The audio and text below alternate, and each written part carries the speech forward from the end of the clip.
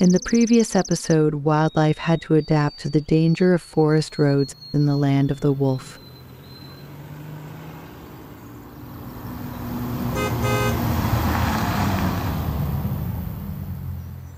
A sad incident resulting from this situation will have unexpected repercussions on our relationship with one of the Manitous Pack members.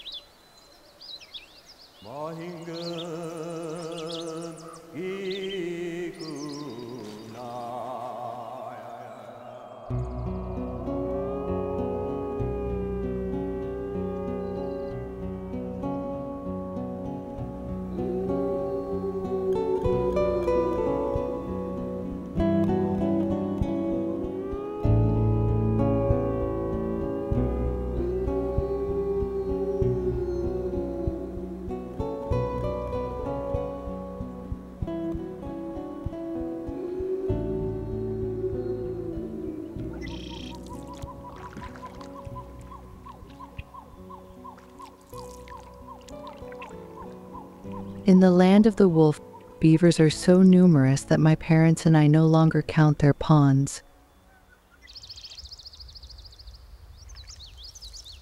Sometimes there is more than one inhabited lodge per pond.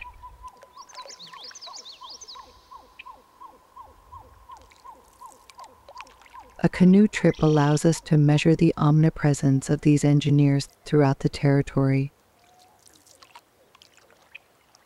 Most of them live far from humans.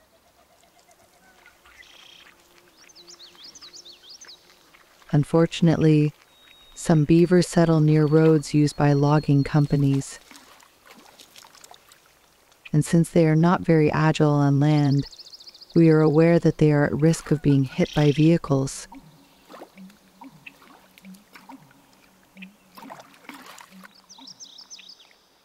Monique, Reynold, and I are always very careful, but not everyone is.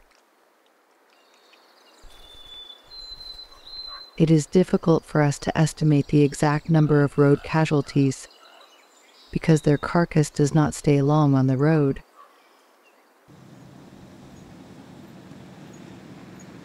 We were driving to one of our observation posts at dawn when we came across a large beaver that just had been fatally hit, probably by a truck transporting logs. So what to do? We had as a rule never to intervene, but on the other hand, we knew that this carcass would attract ravens, a bear or a wolf who risked being struck in turn.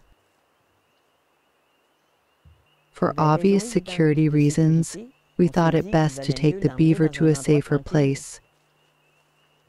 So my dad and I put the beaver in the van, and I can tell you it was heavy. Then once we arrived to our destination, we placed it in the middle of a clearing.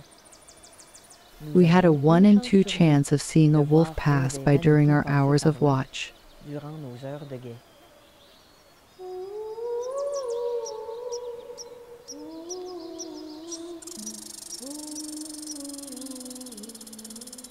The discovery of the beaver plunges Jimmy into a predicament. He would like to devour it enthusiastically. However, the wolf's law prevents him from doing so as his hunting partner will be there soon.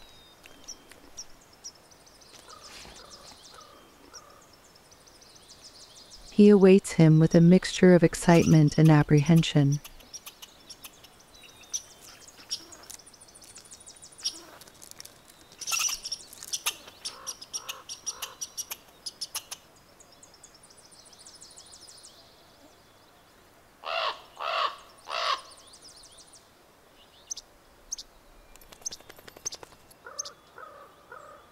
Even though he found the carcass, Jimmy acknowledges his higher-ranking companion the right to dispose of it.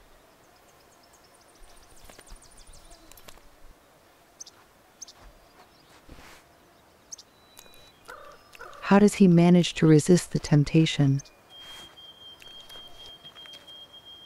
A real torture for an ever-hungry wolf.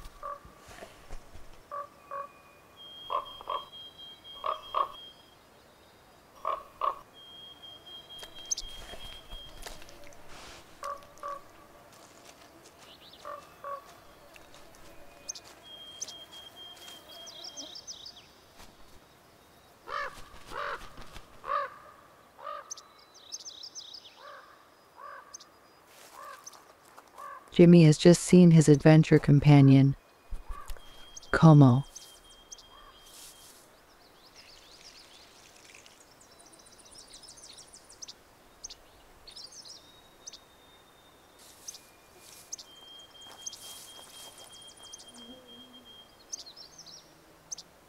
Jimmy tries to get Como's attention to the carcass, but Como smells our tracks and worries that my dad and I walked into the clearing.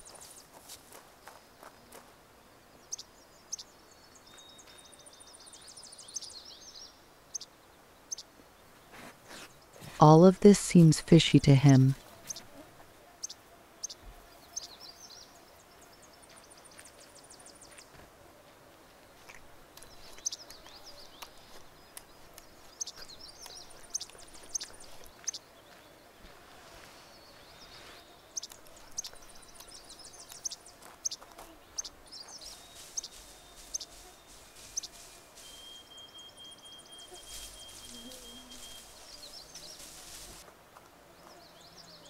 Jimmy no longer knows what antics to invent to interest Como in his find.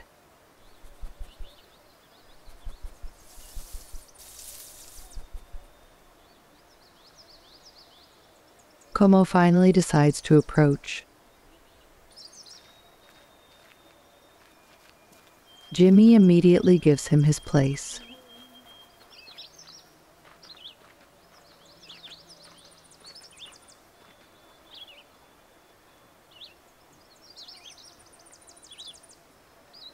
Como sniffs our scent on the beaver and interprets our passivity as a given permission.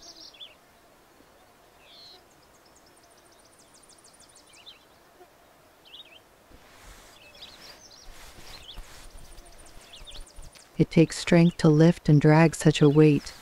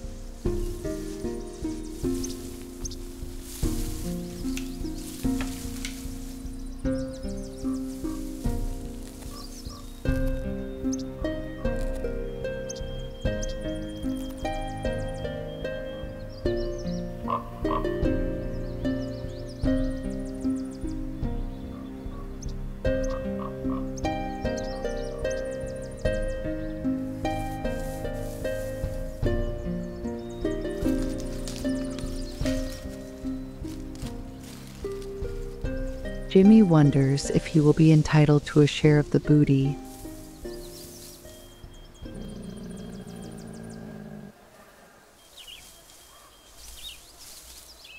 He does not insist. Even the ravens will be able to scavenge the remains.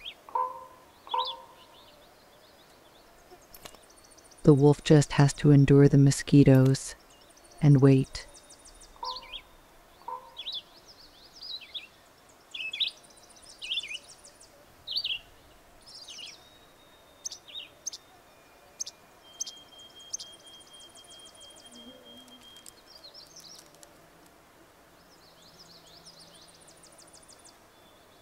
After half an hour, Como seems sated. For Jimmy, the time has come to beg for his share.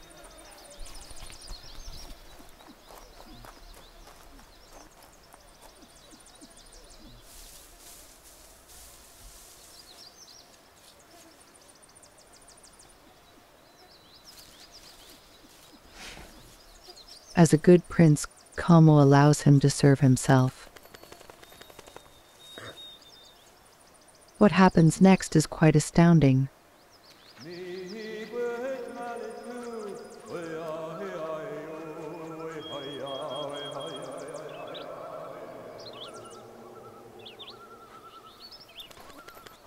Back where we had left the beaver, Como expresses to us his joy.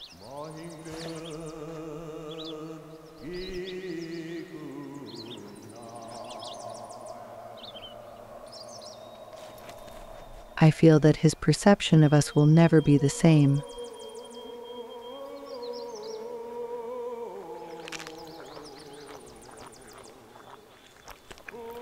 While Jimmy feasts, Como lays down the rules for our new relationship.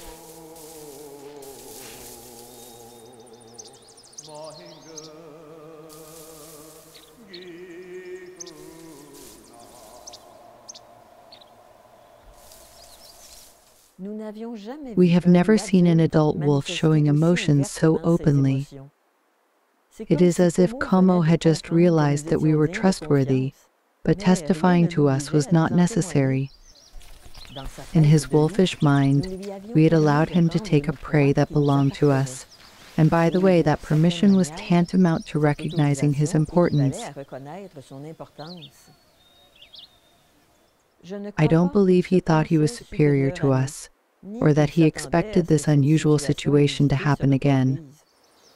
In fact, Como had a sensitivity and depth that Jimmy lacked. But wait, I am not talking about smarts, because these two wolves were geniuses compared to many dogs I have known. No, I am talking about a charisma that made Como and Babalu exceptional wolves.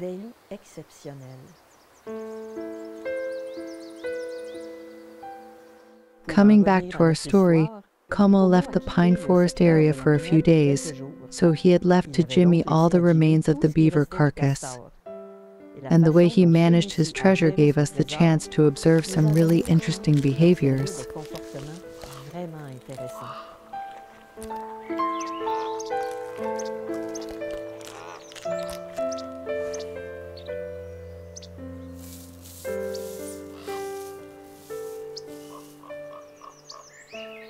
Jimmy buries remains of the beaver here and there.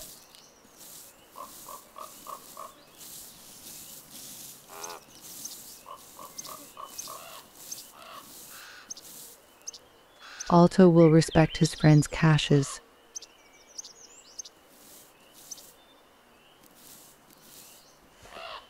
With the remains in safe places and his belly full, the wolf longs for a well-deserved rest.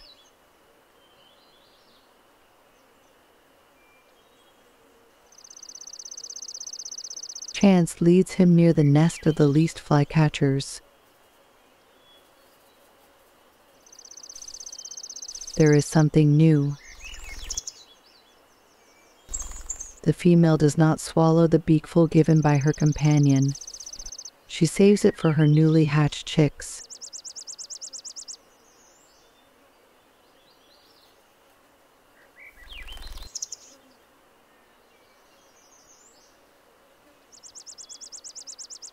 They are so small and fragile that female flycatcher prefers to distribute the food brought by the male.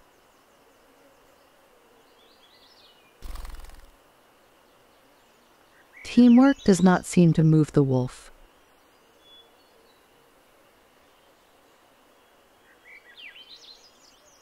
The nest is in a mountain maple.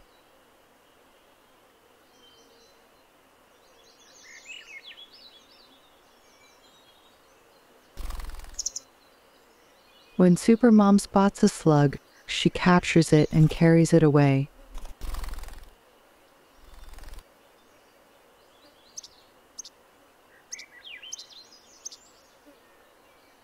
We wondered why a grouse feather had been added to the edge of the nest. Here is the answer. Very practical, this beak towel.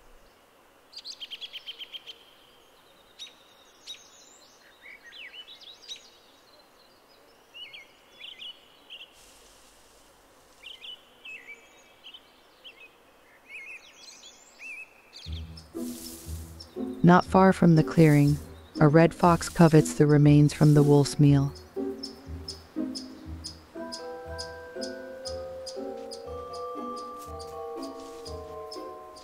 Jimmy will not allow anyone to steal a piece from his carcass.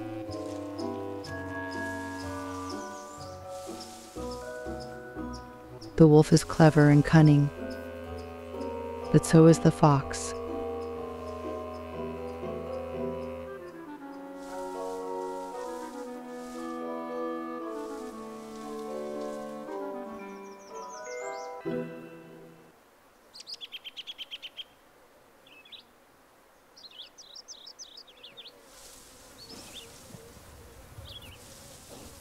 While sniffing the tracks of the small canine, Jimmy notices that one of his caches has been looted.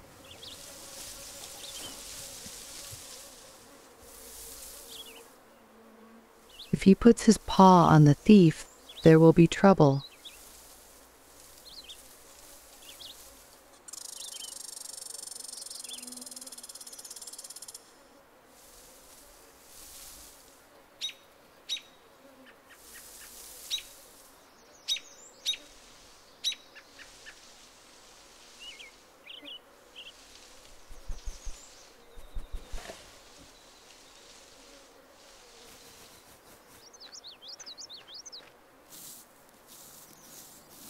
Change of strategy for the wolf.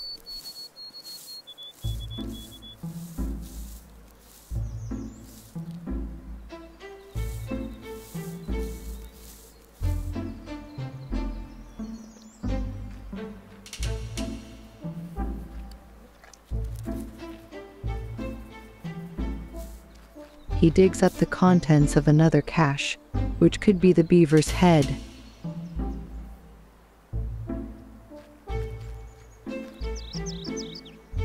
His goal?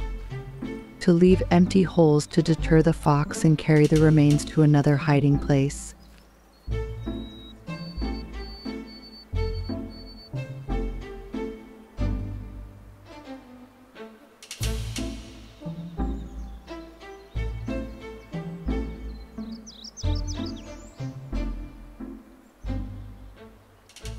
Sometimes we found beaver skulls in the forest, where a wolf had eaten its prey.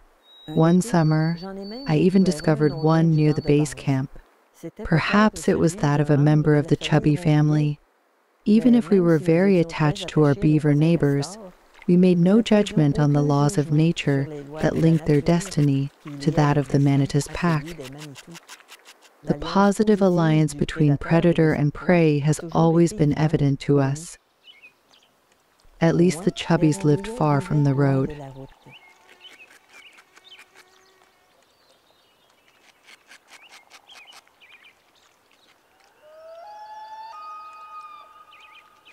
In the land of the wolf, the flowering of blue flag irises marks the transition from spring to summer.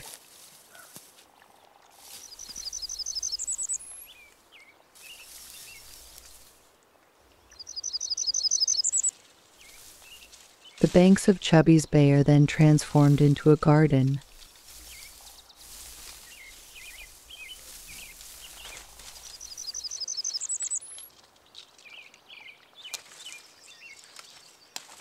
Beavers are probably too pragmatic to appreciate all the beauty around them.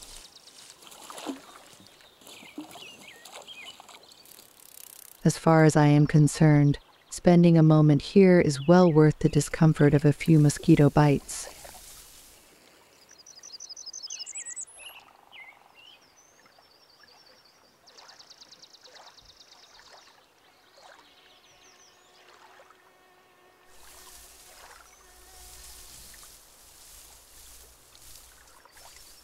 This morning, the chubbies are concentrating their activities around an aspen tree whose branches they drag to a safe place.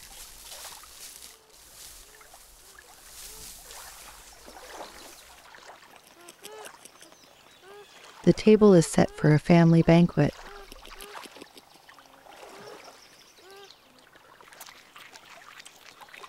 I recognize the patriarch in the back.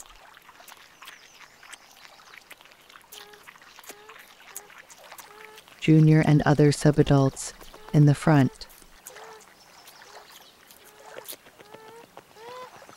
This is an opportunity for me to observe the mechanism of the small mouths, fond of aspen leaves.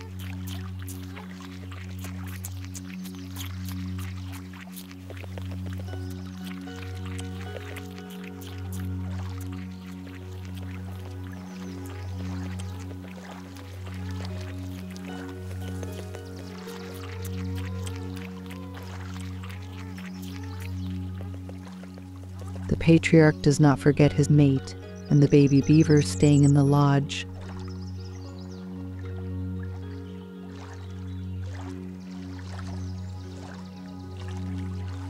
The land of the wolf and its inhabitants have not finished moving us.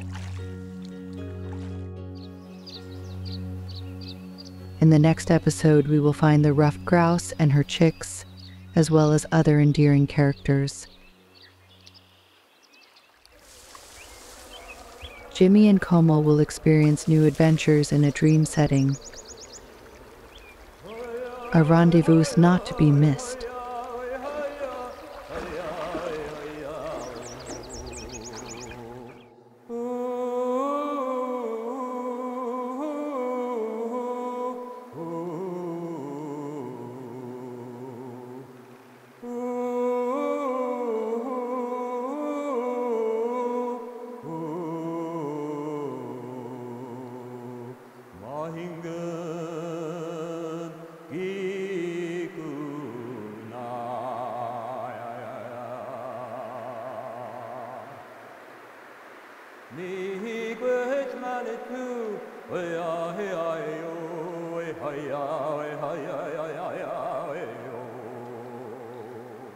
Then again, my